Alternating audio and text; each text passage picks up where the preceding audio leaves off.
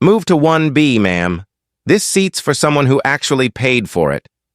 That's what flight attendant Anna Torres said, loud, firm, and without hesitation. As Lucy Carter stood holding her boarding pass for seat 1A, the words didn't just sting. They burned. The air in the first-class cabin of Skywave Flight SW-117 seemed to freeze for a second. A few passengers turned their heads. One man near 1C lowered his tablet. Then Anna added, even colder. Ms. Watson is a Platinum Circle flyer. You'll need to yield the window seat. Just behind her. A white woman in oversized sunglasses and a beige cashmere wrap folded her arms smugly and smiled. You heard her. She doesn't look like she belongs here anyway. But before we dive into this 7-minute standoff that went viral and brought an airline to its knees, I want to know, where are you watching from? Drop your city or country in the comments. And if you've ever seen someone judged just for how they look, hit like, share this video, and subscribe. What happened next? It changed everything. Lucy Carter didn't yell. She didn't raise her voice or wave her ticket around. She simply looked Anna dead in the eye and said, "That seat is mine. Confirm it, or prepare to explain this on the record." She was dressed in a slate gray silk blouse tucked beneath a navy blazer, skirt perfectly pressed, heels sharp. Her poise was unmistakable, her tone final, but Anna didn't budge. She motioned toward the aisle. "This isn't personal. Ma'am, please step aside so Ms. Watson can be seated." Emily Watson, age 47, net worth inherited, self-declared travel influencer, smirked. "I don't care what she paid. She doesn't fit first class." Claire Brooks, the lead attendant, arrived moments later.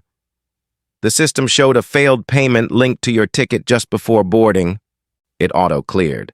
"But protocol says to check the facts before making assumptions." Lucy interrupted. She held up her phone. Boarding pass pulled up clearly. Lucy Carter, 1A. "Do you see this?" Claire hesitated.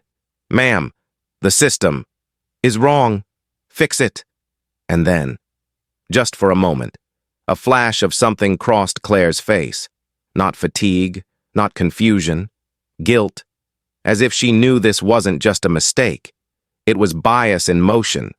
Lucy had seen that face before. 20 years ago, she had been denied a first-class seat on a business trip from Houston to New York.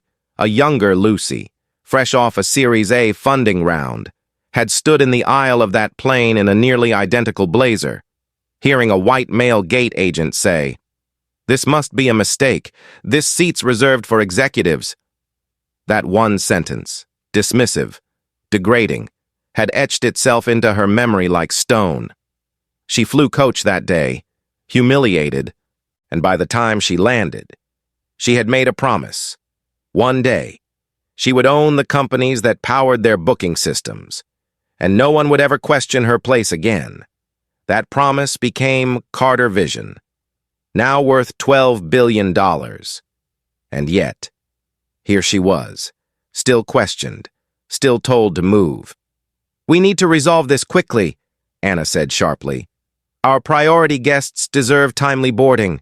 Mason Kim, a journalist seated across the aisle, raised his phone. "Streaming now, just FYI, #Skywave bias." Emily rolled her eyes. "Of course, everyone's a victim with a phone these days." Lucy turned to her. "And everyone's exposed by one?" Anna leaned closer. "Ms. Carter, please cooperate. Ms.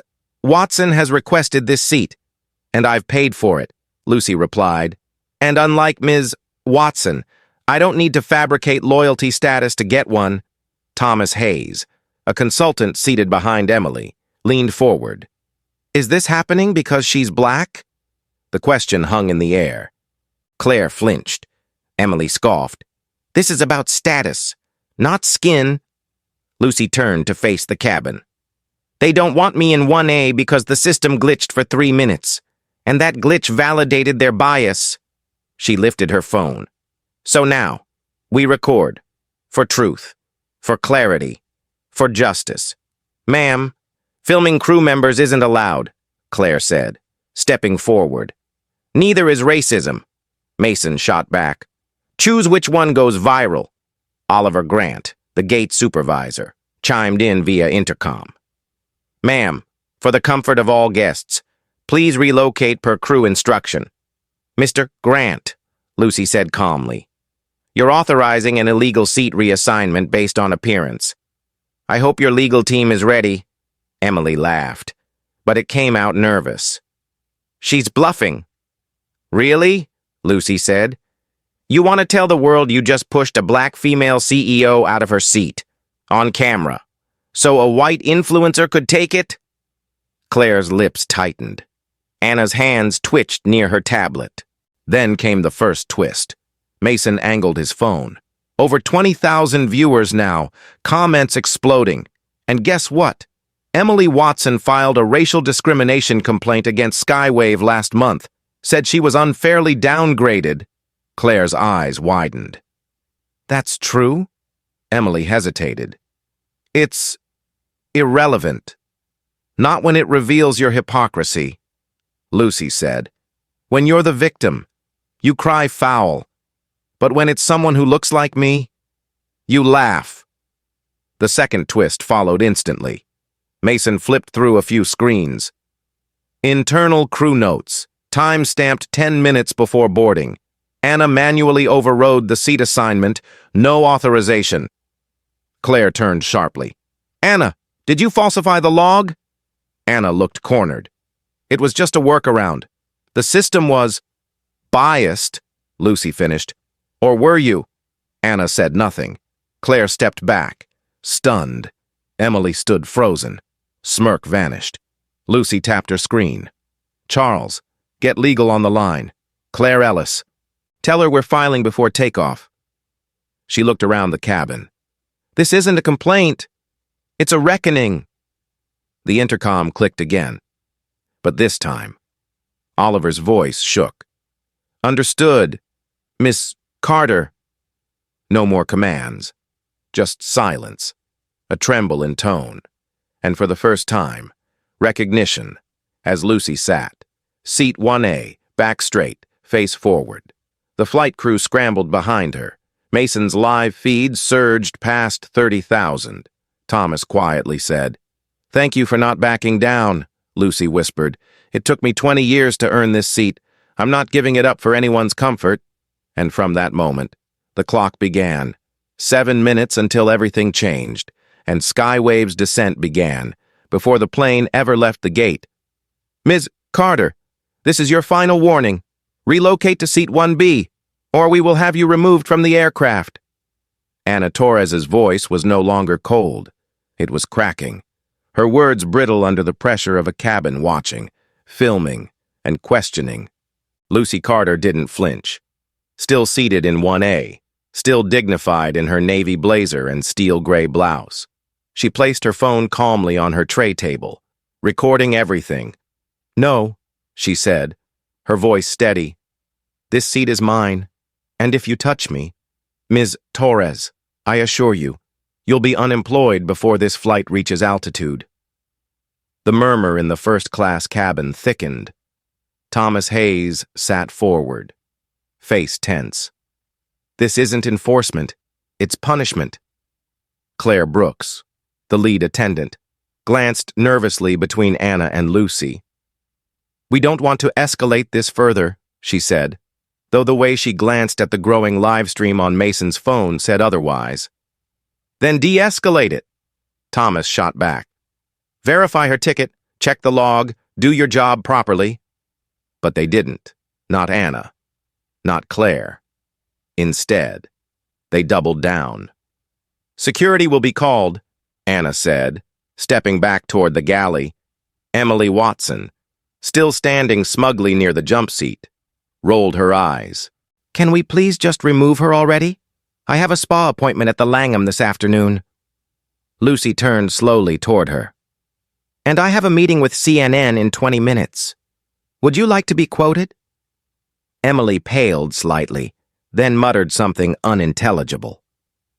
Claire stepped closer. Ms. Carter, the system doesn't reflect your status. The system glitched at 9:57, Lucy replied. You know it. You ignored it. And now you're protecting that failure because it aligns with your prejudice, Anna snapped. Stop twisting this into something it's not. Lucy's voice was low but fierce. Then stop making it exactly what it is. At that moment, Mason Kim lifted his phone higher. 33,000 live viewers. Hashtag Skywave Bias is now trending across 3 states. Claire flinched. Anna turned away, jaw tight. Oliver Grant's voice came through the intercom again. Cabin crew, please proceed with guest reassignment for compliance. Lucy raised her voice. Guest reassignment. Mr. Grant? That's a sanitized way of saying get the black woman out of first class, isn't it? The intercom clicked off. Silence. Then footsteps. Claire reached toward Lucy's boarding pass. We're asking you to step aside. You mean surrender, Lucy said. But I've done that before. Once.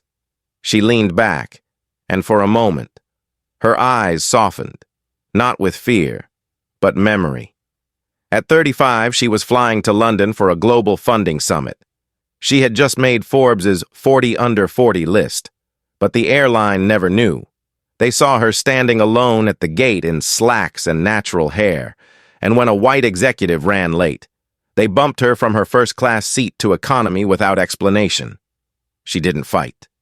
She smiled, swallowed the insult, and sat behind the curtain, and for 6 hours, as champagne passed her by, she told herself never again. I've seen this play before, Lucy said now, eyes locked on Claire. I lived it. And this time, I'm rewriting the ending.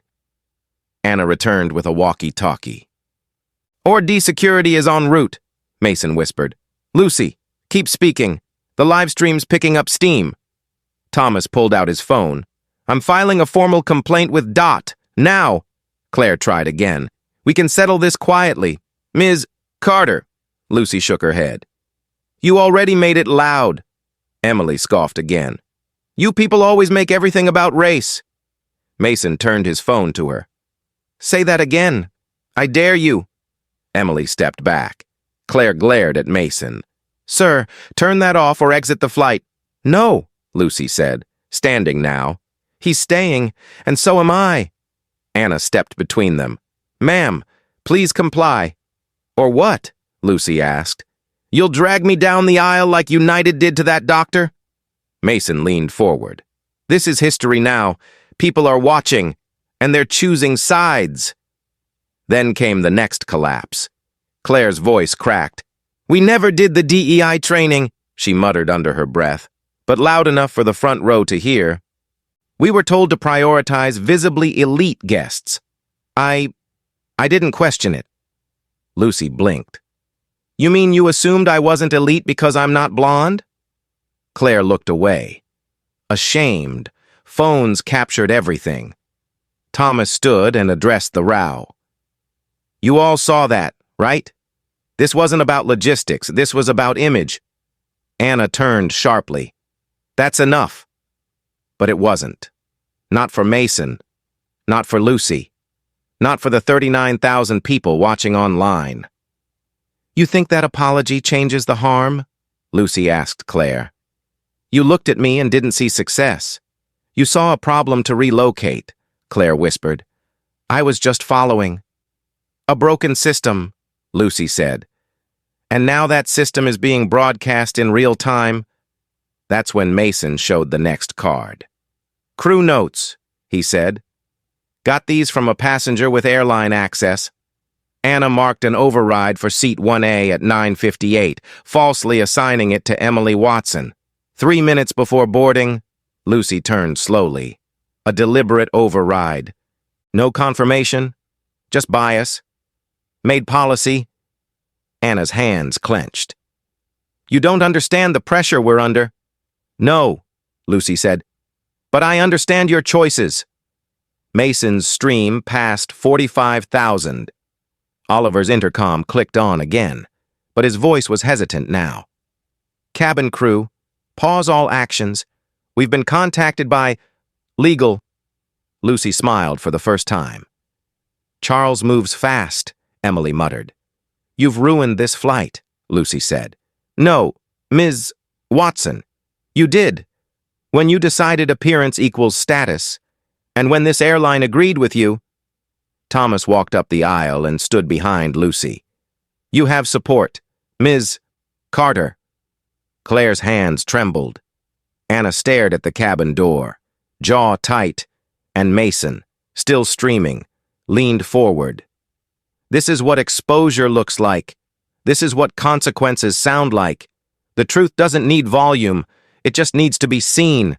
Lucy looked around the cabin, at the cameras, the silence, the fear, and the cracks starting to show in every layer of false professionalism, and she whispered, "Then let them see everything."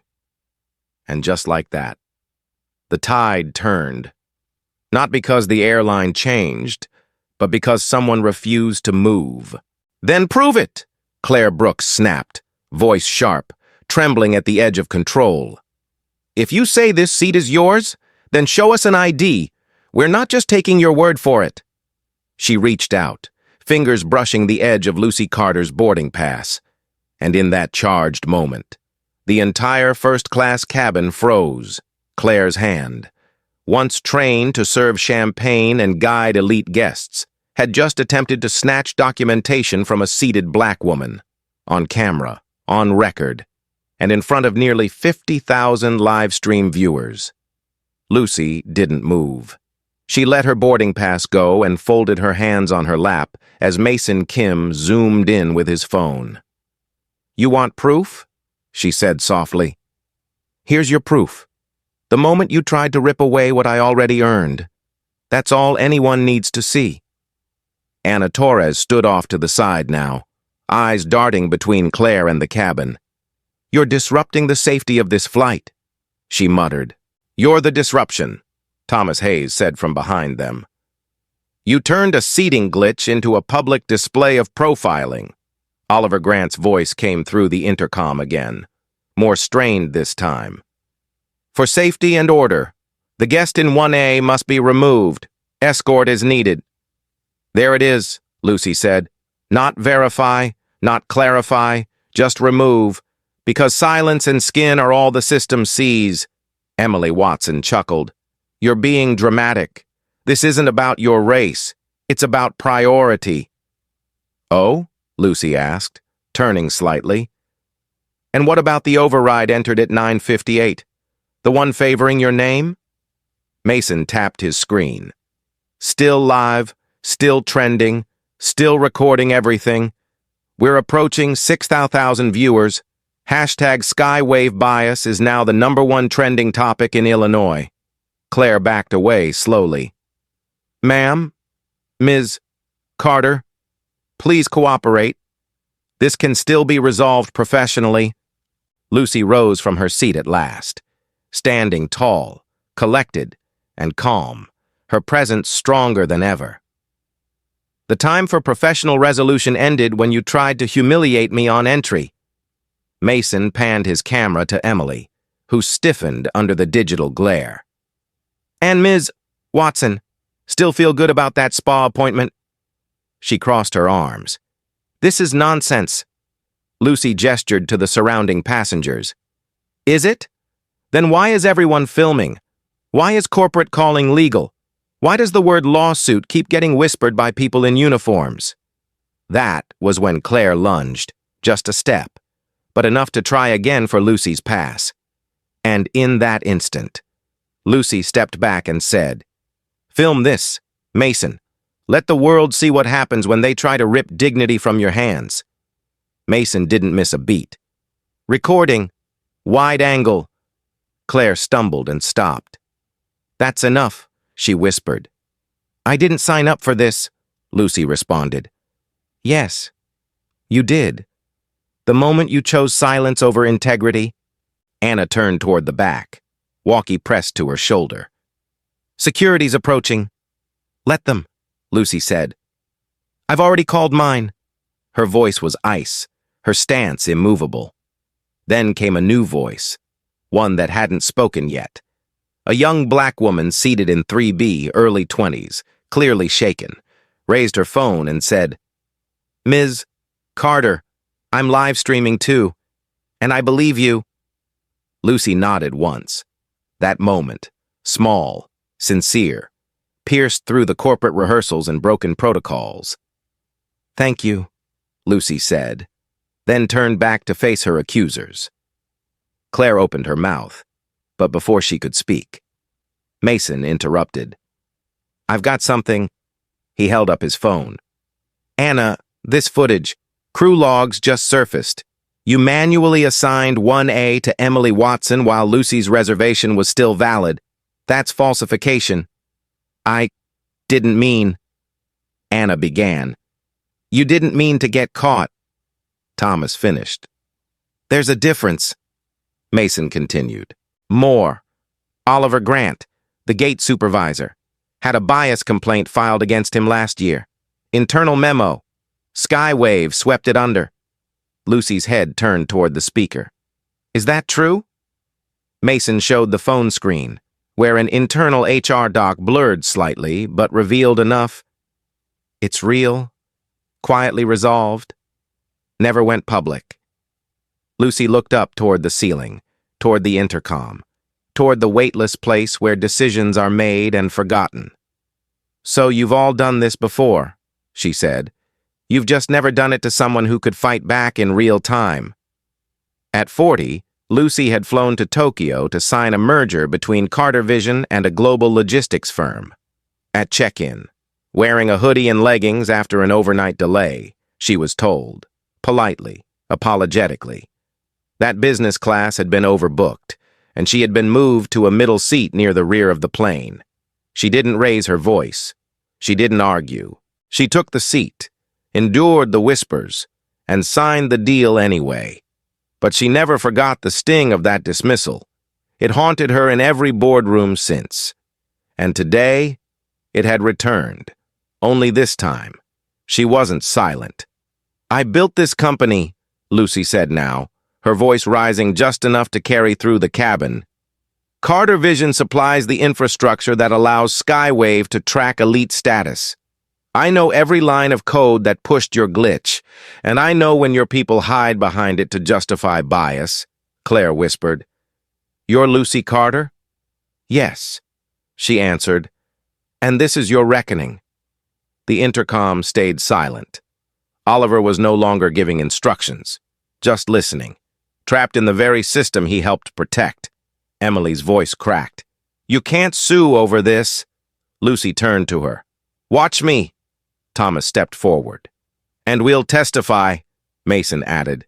65,000 and rising. CNN just followed the stream. Phones vibrated. News apps buzzed. And then Anna's voice broke entirely. "I assigned 1A to the wrong person. I thought Miss Watson was the intended guest. I made a mistake." "No," Lucy said. "You made a choice," Claire whispered.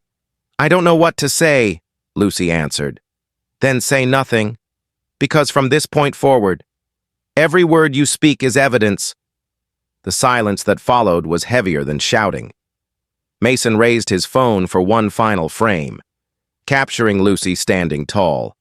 Claire and Anna visibly shaken, Emily silent, Thomas beside her, and the cabin watching. "The world's watching," Mason said, "and it's about time they saw how people like Lucy Carter are treated, until they fight back." Lucy sat down again. 1A. Where she belonged. Where she always belonged. 7 minutes weren't over yet. But Skywave's reputation? It was already crashing. "ORD security is en route to the aircraft," Anna Torres muttered into her walkie, her voice now threadbare, eyes flicking toward the cabin door as if praying for rescue. Claire Brooks hovered behind her, arms crossed over her chest like a shield, her posture tighter with every breath. Oliver Grant's voice buzzed faintly through the intercom, but he no longer sounded like a man in charge. only one trying not to sink. And still, in seat 1A, Lucy Carter remained, seated, calm, powerful.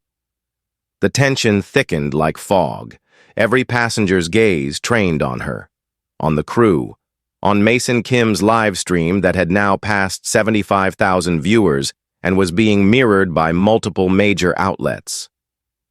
"She's disrupting our operations," Claire insisted, to no one in particular, louder now, like saying it enough times would make it true.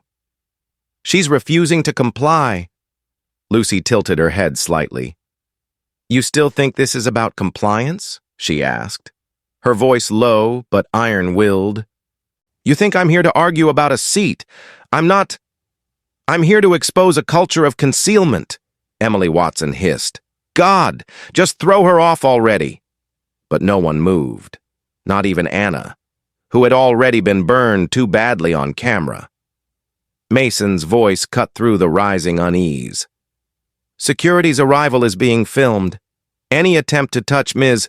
Carter will be broadcast in real time. I suggest you proceed wisely." Claire's jaw twitched. "We have protocols." "And I have rights," Lucy replied. "Rights your company trampled the moment I stepped aboard." That's when Thomas Hayes stood again, stepping beside Lucy like a bodyguard who didn't need to be asked. "If they touch her, I walk. And so does half this cabin." Heads nodded. Murmurs of agreement bubbled up from the rows behind. Claire glanced nervously at the growing solidarity. Mason turned his phone toward the crew. "Passengers are beginning to organize. You're outnumbered." Lucy reached for her phone and called Claire Ellis, her lawyer. "Claire, it's Lucy. File it. Immediate discrimination, harassment, and intentional humiliation." Claire's voice crackled faintly from the speaker. "Already drafting. I'll notify Media Council." "Make it public," Lucy added. "They want a spectacle? Give them one wrapped in liability." Claire Brooks took a slow step back. "You're escalating this beyond repair." "No," Lucy said. "You escalated when you decided who looked worthy of 1A. Anna, trying to regain composure, stepped forward again. "Ms.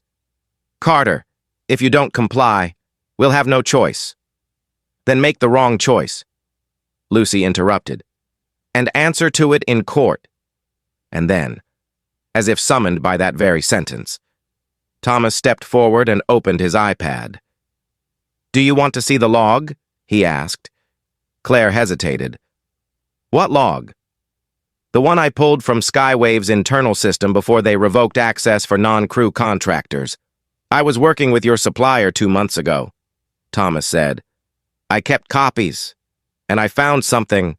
He handed it to Mason, who angled the device toward his phone. "Multiple flagged complaints in the past quarter, all tied to crew members on this flight. All ignored." The cabin stirred. Lucy leaned forward. "You're telling me this is a pattern?" Thomas nodded. 6 complaints, 4 racial, 2 age-related, filed and dismissed, all reassigned or buried. Claire's eyes widened. "That's not possible. We would have seen that in the briefings." "Unless someone kept them from you," Mason said. "Unless someone like Oliver Grant suppressed them." Claire looked toward the ceiling, toward the unseen gate agent still hiding behind the safety of the intercom. Then she whispered, barely audible. "I'm not getting fired over this." Lucy rose again. "Then start telling the truth." Claire hesitated for a long beat, then looked at Mason. "You're filming?" "Still live," he said. "And audio's crystal clear?" Claire swallowed hard. "I was warned last month. HR said my DEI scores were below standard. Said another infraction would mean demotion. So I overcorrected." "No," Lucy said, stepping closer, voice just loud enough for the cabin. "You understood what bias was, but when it came down to it, you aligned with comfort, not courage." At 38, Lucy had joined a luxury airline advisory board, one of the few black women in a sea of white men in tailored blue suits, during a confidential session. She'd introduced a program to evaluate crew bias in passenger service. Her proposal was met with polite nods, but never implemented. One executive later said off the record, "You're making a problem where there isn't one." That sentence had haunted her for a decade. She had funded diversity programs, trained boards, reshaped policies, and yet here she was, still proving her right to exist in first class. Thomas pointed to the screen. These logs prove Skywave ignored what they knew. Lucy turned to Anna. "You said security's on the way. Tell me, Ms. Torres, are you prepared to explain why they're being sent? That a platinum-level guest had a boarding pass, proper ID, and was removed solely because you assumed she didn't belong?" Anna's hands trembled. "I didn't mean." "You didn't care," Lucy corrected. "Until now." Claire suddenly stepped back and muttered, "We need to notify corporate." "Too late," Mason replied. "Corporate's watching." And then, the cabin door opened, and instead of security, two Skywave internal supervisors stepped on board, accompanied by legal counsel. Claire and Anna froze. Emily paled. Oliver's voice, for once, was silent. Lucy didn't react. She simply turned to Mason and said, "How many viewers now?" 83,000, he said. "You just made the front page." Lucy nodded once, as if everything had aligned, and in the corner of the screen, a headline from a news alert popped up. "Skywave under fire for viral discrimination incident on SW-117. The supervisors approached slowly, not speaking yet. Mason whispered, "This just became official." And Lucy Carter, still standing, still holding her dignity like armor, said only one thing before they reached her. "Good. Let's begin."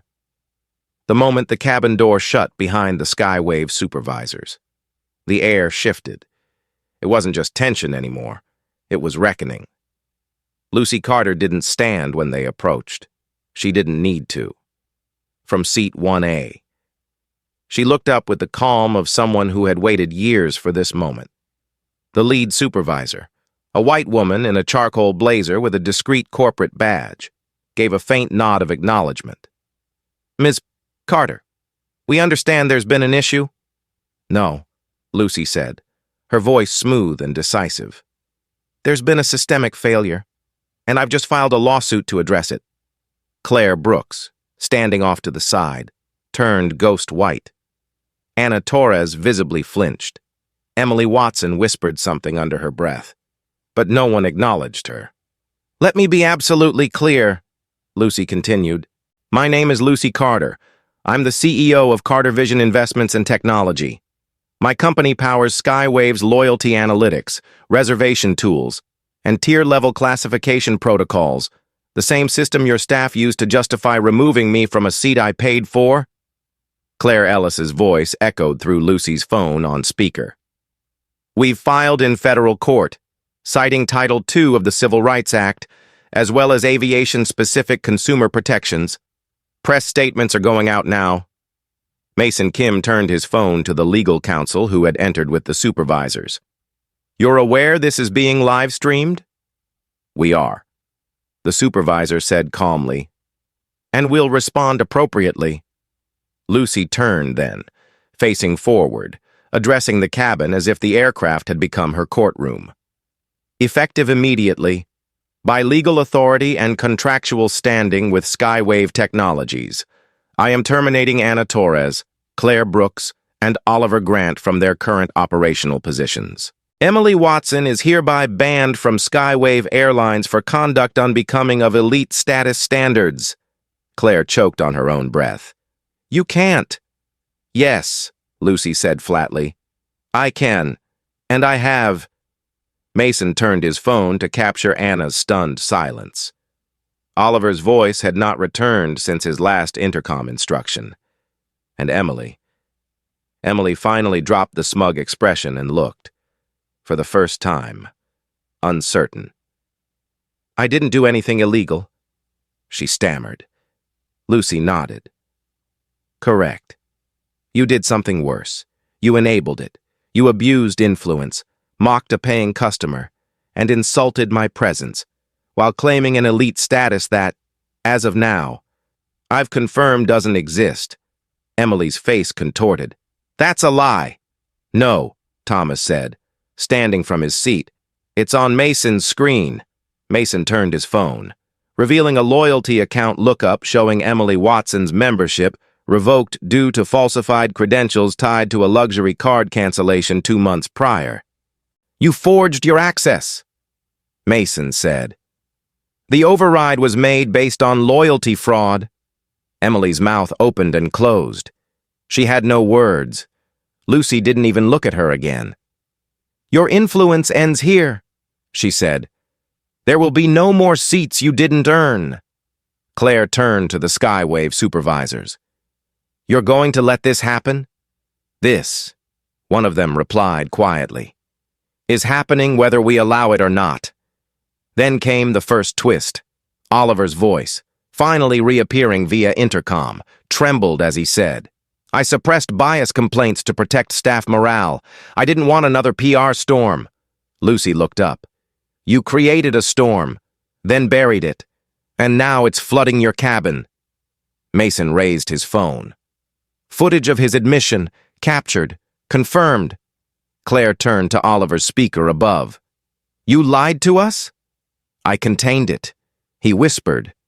That's not the same. Lucy said. That's called betrayal. Passengers behind Lucy began applauding. Not loud, but insistent, undeniable. The second twist followed almost immediately. Thomas turned his tablet to face Lucy. Ms.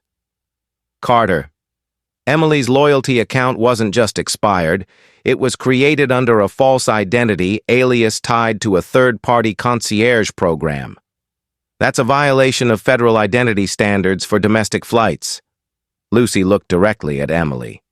So you're not just biased, you're counterfeit. Emily backed away toward the galley, cornered by truth. I didn't know they'd check, she whispered. Lucy stood now. She didn't need volume, only clarity. I am not here today because I wanted to be. I am here because your failure summoned me. You thought I would step aside. You thought I would stay silent. But you forgot something fundamental. My silence was never yours to claim. Anna tried to protest. This is my livelihood. Lucy looked at her, unsparing. Then you should have protected it with integrity. Claire Brooks's voice cracked. I didn't want this. No, Lucy said.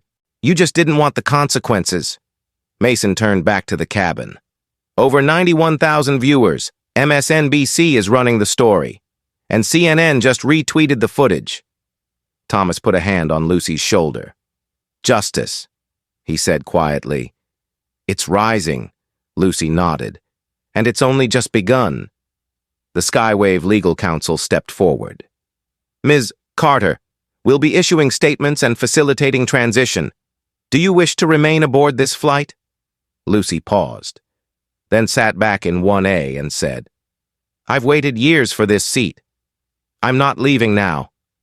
And as the cabin quieted, passengers applauded again, louder this time, not just for Lucy's presence, but for the end of something rotten and the beginning of something reckoned. At 10:07 a.m. CDT, just 7 minutes after Lucy Carter was told she didn't look like someone who belonged in seat 1A, Skywave Airlines began to collapse, quietly at first, then all at once. As Lucy sat firmly where she'd always deserved to be, her phone buzzed with rapid notifications. Mason Kim, still filming, held his phone toward her with a stunned expression. Stocks dropping, 42%, 48, 53. Thomas Hayes looked up from his own screen. Investors are pulling out. Reddit boards are exploding. You just triggered a boycott. Lucy didn't smile. She didn't celebrate. She just nodded once. Then they've finally seen the cost of silence. Claire Ellis's voice crackled through Lucy's speakerphone from New York. The lawsuit is now public. Class action language has been authorized. Legal representatives are coordinating with the Department of Transportation. Media has the footage. It's done. Claire Brooks, no longer standing upright, slumped near the galley jump seat, her expression a mix of dread and disbelief. Anna Torres leaned against the bulkhead, defeated, and Emily Watson, stripped of her fraudulent status, sat with her back against the wall, watching it all fall apart in real time. Skywave has declared emergency bankruptcy proceedings. Mason read aloud from his screen. Trading halted. The supervisor from corporate stepped toward Lucy and whispered, We didn't know this would go this far. Lucy's eyes narrowed. That's because you underestimated how far bias goes when it's hidden behind smiles and policy. You built a system that protected the comfortable and punished the credible, and now that system is falling. Mason turned his phone outward. 102,000 viewers, all watching the death of an airline in real time. Lucy rose again, calmly adjusting her blazer.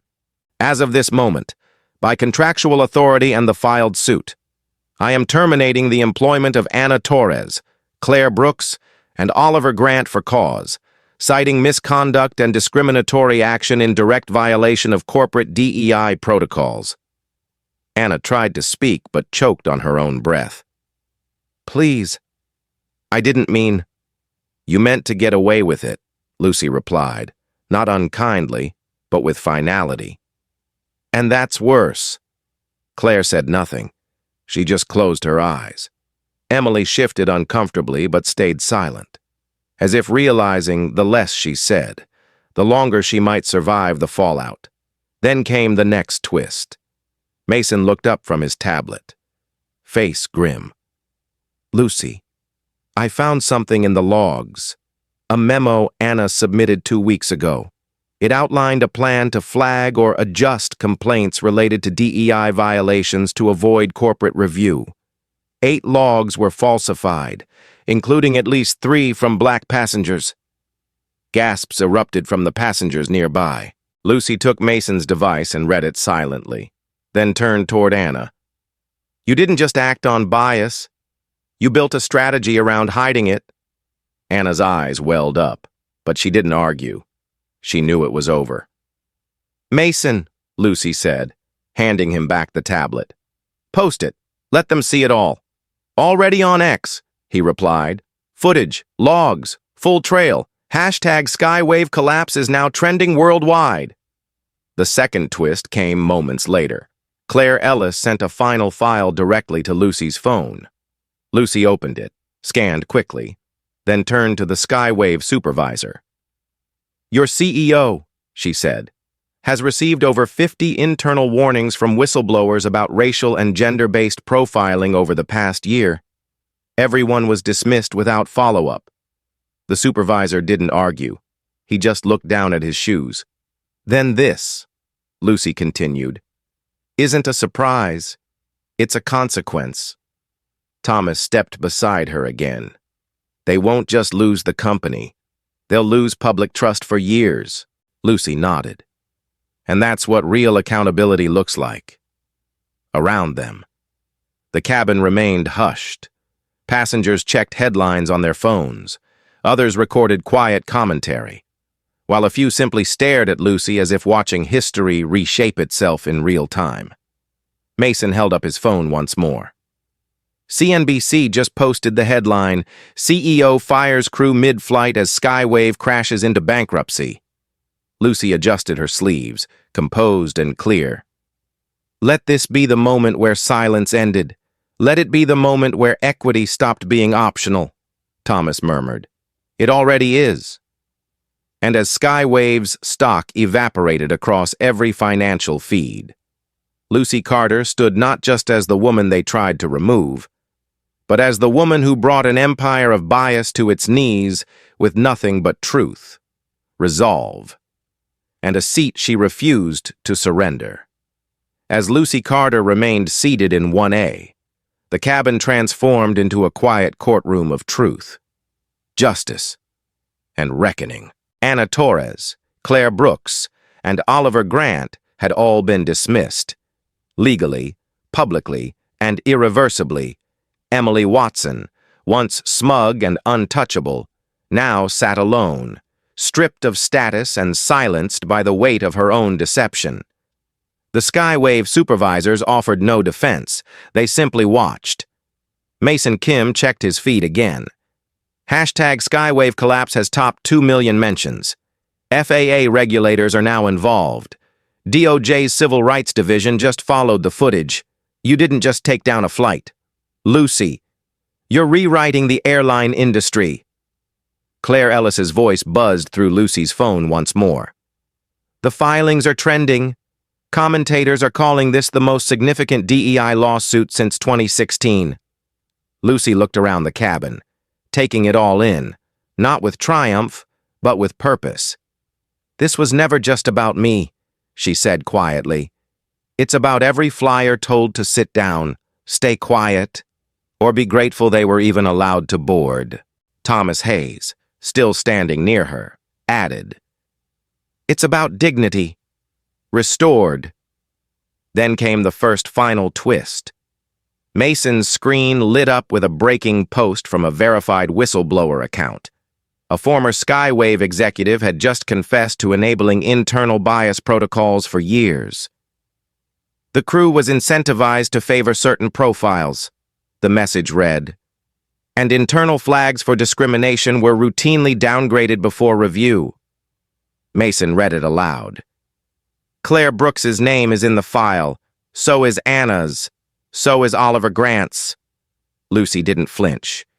Then accountability just reached the source. The Skywave supervisor nodded solemnly. Claire Brooks is now officially suspended pending investigation. We're initiating third-party review. Lucy's voice cut through the cabin one last time. Let the record show. Equity delayed is dignity denied. But not today. Applause broke out. Genuine. Sustained. No longer awkward or hesitant. Even passengers who had remained quiet now stood, clapping as Lucy returned to her seat. But then, another ping. Mason turned his phone again. Anna just posted a public apology on X. He paused, reading. I deeply regret my actions today and ask for forgiveness. I was overwhelmed. Then he added. It was scripted, copy-pasted from Skywave PR. We have the original version they issued to her an hour ago. Lucy shook her head slowly. You can't script sincerity, and you can't template redemption. A few passengers booed softly, the gesture not theatrical, but honest, frustration voiced. Let them hear that, Lucy said. Let them feel the weight of consequences. As the crew began to clear the front cabin under new oversight, Lucy stood and addressed Mason. You were the voice we needed today. You captured what history would have otherwise buried. I want to offer you something. A quote? He asked. No. She said, a seat, first class, on any Carter Vision-partnered airline, for life. Mason blinked. Seriously? Seriously, she said, because today, you filmed justice. You made silence visible. Mason stepped back, genuinely moved. Thank you, Ms. Carter. Lucy turned to Thomas. And you, your presence, your calm, your refusal to back down. I'll see to it that you're part of the Equity Wave Advisory Board. We launch it today. Thomas smiled. I'd be honored. Then Lucy stepped into the aisle, turned to face the front cabin, and spoke clearly, powerfully, one last time. As of this moment, the Equity Wave protocol is live. All Skywave partner airlines will undergo mandatory DEI retraining, policy reform, passenger protection audits, and public bias incident reporting. We are no longer asking for equity. We are enforcing it. Mason held his phone steady. We're still live. Lucy nodded. Good. Let them see the moment the culture changed. Then she sat down again. Seat 1A. Still hers. Still earned. Not just as a passenger, but as a leader who refused to be moved. Months later. The airline industry would look very different. The equity wave protocol would be adopted by 5 major carriers. Skywave's brand would dissolve into bankruptcy filings. But its downfall would serve as a template for how reform begins, not with a press release, but with courage.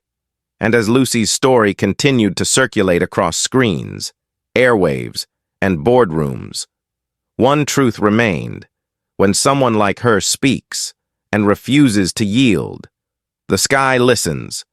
If you've ever been judged for how you look, where you sit, or who they think you are, don't move. Don't lower your voice. Don't accept silence. Share this story. Speak your truth, and help us build skies where equity flies first.